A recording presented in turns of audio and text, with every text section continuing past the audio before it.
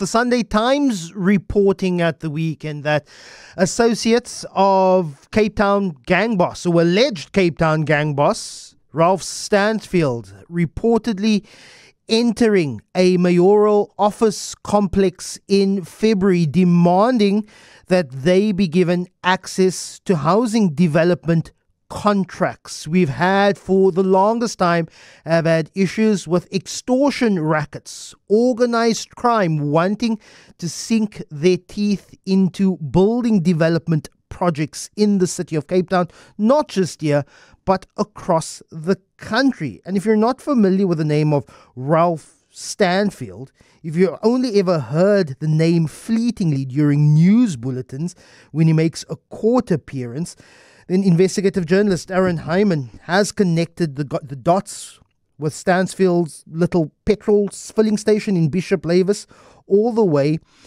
to infiltrating the City of Cape Town's offices. Joining me now, Aron Hyman, investigative journalist. Really appreciate your time. We knew that we have a construction mafia problem in the City of Cape Town, but what you reported on Sunday is that very recently you've had individuals connected with senior gang members in the City of Cape Town going directly to the offices of senior housing officials in the City of Cape Town, demanding a slice of the pie of housing development projects. Aaron? Morning, Lester, and morning to your audience. So essentially what you're sitting with here is it's an asymmetric approach by Ralph Stanfield, and I think the audience might remember that the Human Settlements Male Committee member Malusi Boy was fired when allegations surfaced that he may have been connected to Ralph Stanfield as well. And you've got a situation where these guys, Ralph Stanfield allegedly keeps trying to shut down all of these construction projects around the city. And shootings happen all over the place. Happened in Valhalla Park, it happened in Beacon Valley, it happened in Eerste Rivier, where you've got the contractors can't continue with work. And the next thing, these three characters approached the city in February, shortly after Wendy Kilpish was murdered in Delft, 5 days after that, and say to human settlement staff in the city, look, Wendy Kilpish was murdered recently. We don't want the same thing happening at all of the city's other sites. Let us mediate on behalf of the gangsters, and we, let's work out something with the gangsters.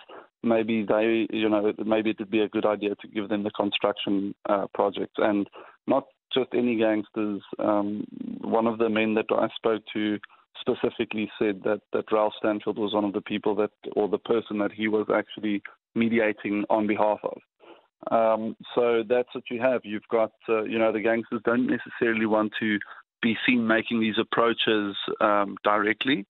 So they use various means and ways of exerting pressure. But Ralph Stanfield currently awaiting trial, denied bail, but still calling the shots while awaiting trial behind bars. Well, that happened in February, so it was before he was arrested. He now stands accused in court of attempted murder and fraud and those sorts of things. But we know that he's been allegedly one of the probably the most feared underworld boss in South Africa.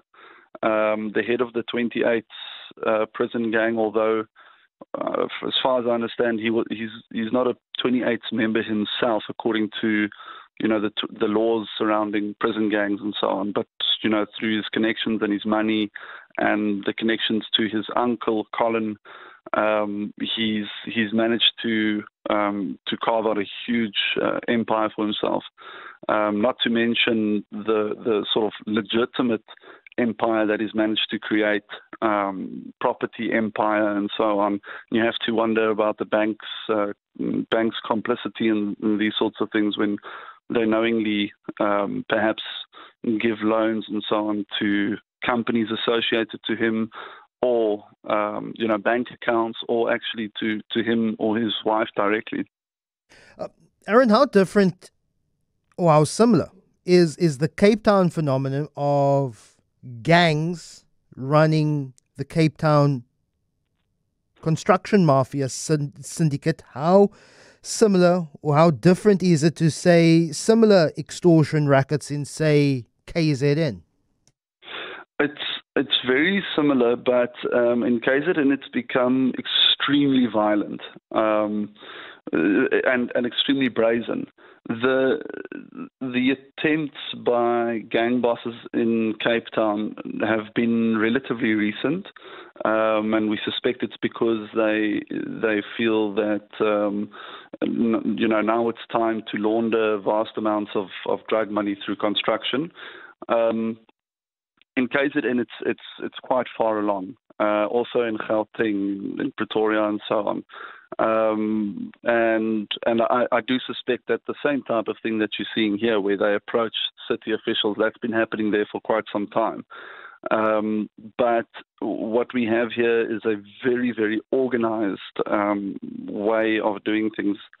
And I think there may be, in some cases, connections between gangs operating in Cape Town and then gangs operating in KwaZulu-Natal. Maybe not on the construction mafia side of things just yet, but we know with regards to the spread of extortion in general, that's what's been happening. The 28s have been spreading all across the country.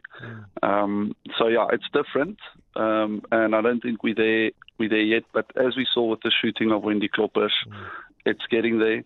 And also, I mean, when we spoke with the city told us that they've registered 77 cases since the start of the year relating to extortion activities just with city staff. So this is city staff going and opening cases of intimidation against them, councillors and so on, pressure being exerted by sort of the extortion construction mafia. Aron, we had the extortion task team set up here in Cape Town some time ago. This was largely to focus on the hospitality security industry, club security circuit. How for long is that particular task team, and have they broadened their scope to look at the construction mafia syndicate in Cape Town as well?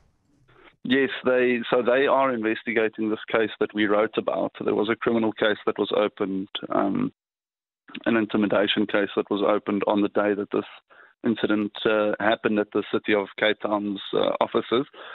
But they're investigating this and several other construction mafia extortion-related cases.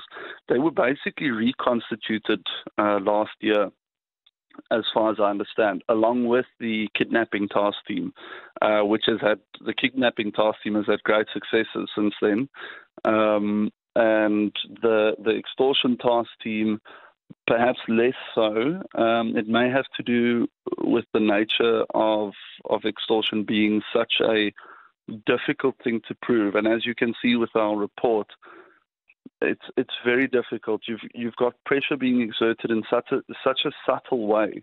You've got killings happening and shootings happening all the time at the construction sites, and then suddenly you've got these very soft, almost soft approaches, saying, "Well, shouldn't we be giving housing contracts to gangs?"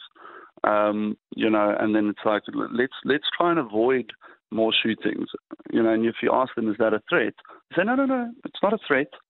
Just saying that, maybe if these gangs get the contracts."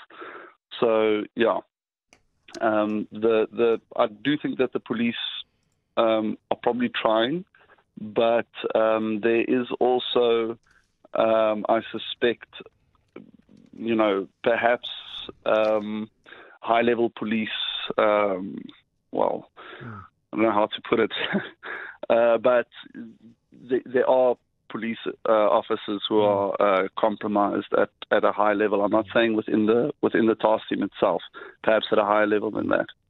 Aron Hyman, investigative journalist, really appreciate your time writing for the Sunday Times.